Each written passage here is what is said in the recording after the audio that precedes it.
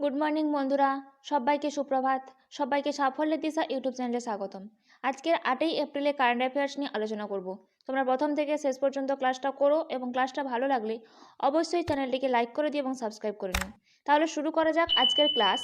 আজকের ক্লাসে first current affairs হলো, বিশ্বের প্রথম ওম আকৃতির মন্দির উদ্বোধন করা হলো কোথায়? এর উত্তর হবে রাজস্থানে। রাজস্থানে বিশ্বের প্রথম ওম আকৃতির মন্দির উদ্বোধন করা হয়েছে। এই সম্পর্কে জেনে নেব, বিশ্বের প্রথম ওম আকৃতির মন্দিরটি রাজস্থানের পালি জেলার জাদান গ্রামে উদ্বোধন করা হয়। এই মন্দিরটি এই আইকনিক আকারে ডিজাইন করা বিশ্বের প্রথম মন্দিরগুলির মধ্যে একটি।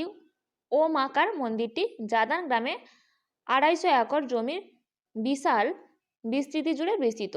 এই মন্দিরটি নাগারা শৈলী অনুসরণ করে।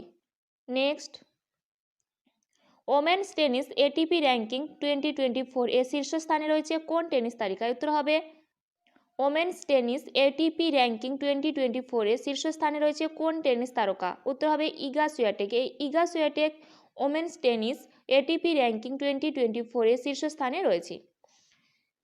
ফার্স্ট পজিশনে রয়েছে ইগা সুয়াটেক পোল্যান্ডে, সেকেন্ড পজিশনে রয়েছে আরিয়ানা সাবালেঙ্কা বেলারুস, থার্ড পজিশনে রয়েছে কোকো গাফ ইউএসএ, ফোর্থ পজিশনে রয়েছে এলিয়ানা রাবিকানকা কাজাখস্তানে এবং ফিফথ পজিশনে রয়েছে জেসিকা পালফা ইউএসএ।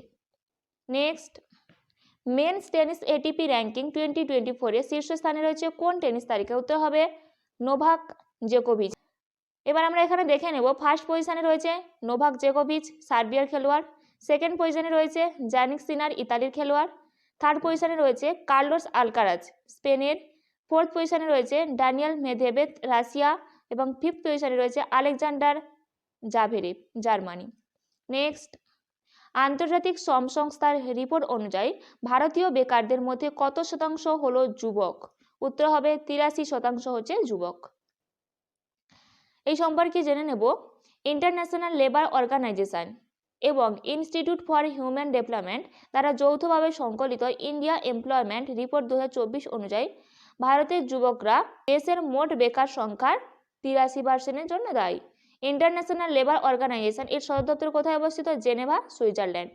নেক্সট, কেন্দ্রীয় কৃষিমন্ত্রী কোথায় কৃষি integrated command and control centre চালু করেছেন? উত্তর হবে নতুন দিল্লিতে। কেন্দ্রীয় কৃষিমন্ত্রী কোথায় কৃষি integrated command and control centre অর্থাৎ আইসিসি চালু করেছিলেন? উত্তর হবে নতুন দিল্লিতে। এই নতুন দিল্লিতে কেন্দ্রীয় কৃষিমন্ত্রী কৃষি integrated command and control centre চালু করেছিলেন। এই সম্পর্কে জেনে নেব, কৃষি integrated command and control centre নতুন দিল্লির কৃষি ভবনে কেন্দ্রীয় কৃষিমন্ত্রী দ্বারা চালু করা হয়েছিল, যা কৃষি প্রযুক্তি এবং সিদ্ধান্ত গ্রহণের প্রক্রিয়াগুলিতে অগ্রগতি প্রদান করবে।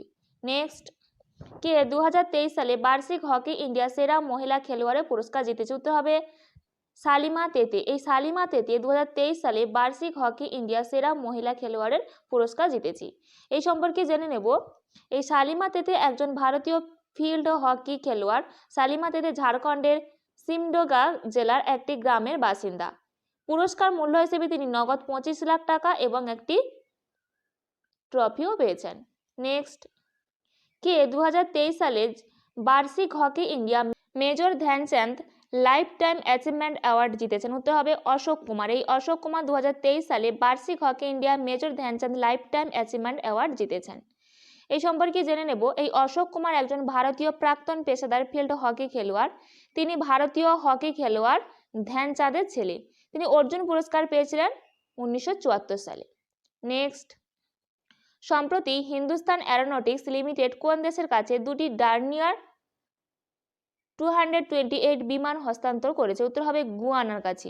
এই সম্পর্কে জেনে নেব, হিন্দুস্তান অ্যারোনটিক্স লিমিটেড সম্প্রতি গুয়ানা প্রতিরক্ষা বাহিনীকে দুটি ডার্নিয়ার 228 বিমান সরবরাহ করেছে। এই গুয়ানার প্রেসিডেন্ট মোহাম্মদ ইরফান আলী এই তথ্য জানিয়েছে যে এর আগে তিনি ভারতে HAL ফ্যাসিলিটি পরিদর্শনও করেছিলেন। এই গুয়ানা দক্ষিণ আমেরিকা উত্তর আটলান্টিক উপকূলে অবস্থিত একটি দেশ। নেক্সট, ডিঙ্কর আস্তানা কোন দেশে ভারতের হাই কমিশনার হিসেবে নিযুক্ত হলেন? উত্তর হবে গাম্বিয়া। এই গাম্বিয়ার হাই কমিশনার হিসেবে নিযুক্ত হলেন কে? ডিঙ্কর আস্তানা।